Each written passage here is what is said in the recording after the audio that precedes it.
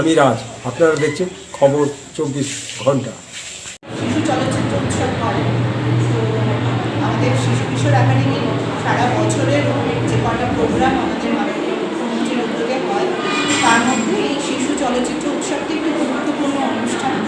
তো চন্দননগরের বাচ্চাদের জন্য এই নিয়ে 4র্থ বর্ষ আমাদের মাননীয় মন্ত্রী এই উপহার দিয়ে থাকেন। তো সেইটা আমরা 4 দিন ব্যাপী, আজকে ইনগ্রেশন হলো, আজকে উদ্বোধনে আমরা জয় বাবা ভেলুনাথ আমাদের উদ্বোধন ছবি, এবং তারপরে 3 দিন আমাদের 3টে করে ছবি থাকে, 12টা, 3টে এবং 6টায় 3টে করে শো থাকে। তো আশা করব আমাদের এই জেলার ছোটদের খুব আনন্দ হবে এবং উপভোগ করবে। এবং আমাদের অঙ্গনসজ্জা একটা বিশেষ দিক থাকে।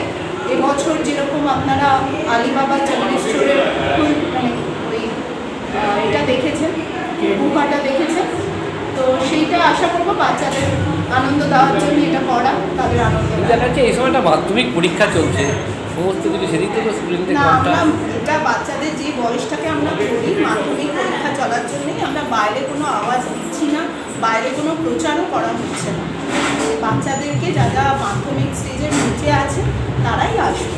মাধ্যমিকের সময় তো আমরা এটা করাটা তাদের জন্য নয়, এটা তাছাড়া যে বাচ্চারা আছে, যারা ছোটরা আছে তাদের জন্য। তো মাধ্যমিক পরীক্ষা যাতে কোনো অসুবিধা না হয় তাই জন্য বাইরে কোনো রকম প্রচার করা হচ্ছে না, কোনো শব্দও দেওয়া হচ্ছে না।